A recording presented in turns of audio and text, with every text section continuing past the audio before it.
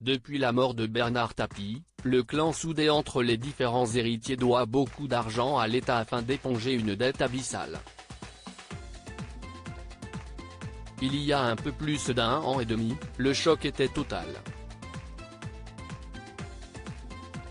Bernard Tapie, entrepreneur, homme d'affaires, patron de club, mourait d'un cancer après plusieurs années de lutte. CIST peut dire que la vie de cette personnalité fut chahutée, mais son dernier combat fut le remboursement des montants décidés lors de l'arbitrage lié à la vente d'Adidas auprès du Crédit Lyonnais.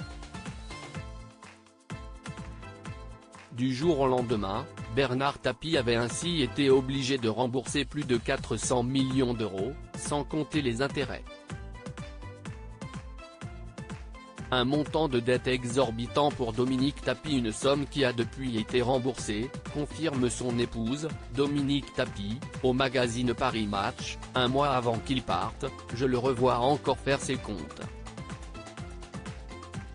Il avait calculé qu'en vendant ses actifs, il pourrait totalement rembourser ce qui lui avait été alloué lors de l'arbitrage, ce qui a d'ailleurs été le cas.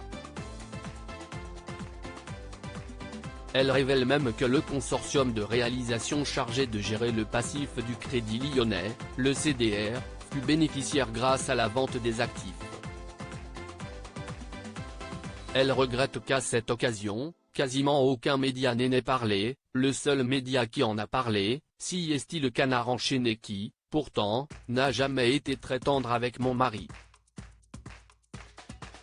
Mais les sommes du restent encore très importantes pour les héritiers de Bernard Tapie, puisqu'il faut également rembourser les intérêts, qui s'élèvent à ce jour à 642 millions d'euros. Comment pouvions-nous imaginer une chose pareille ? Nous n'avions pas de contrat de mariage, nous étions donc d'office placés sous le régime de la communauté. Bernard Tapie était patriote, français jusqu'au bout des ongles de fait. Ce statut l'oblige donc à rembourser les dettes de celui qui fut son mari. Quand on a gagné l'arbitrage en 2013, je lui ai dit que, après ces années de galère, il faudrait qu'on fasse un contrat de séparation des biens, car j'avais moi aussi été mise en liquidation. Et il l'a fait. J'ai même été obligé de vendre un appartement que j'avais reçu en héritage de ma grand-mère. Dominique Tapie balaye également les rumeurs l'accusant d'avoir de l'argent caché. Absolument tout ce que possédait Bernard était en France. Je lui avais suggéré, à un moment, que nous partions vivre ailleurs. Cela a été hors de question. Il était très patriote, français jusqu'au bout des ongles.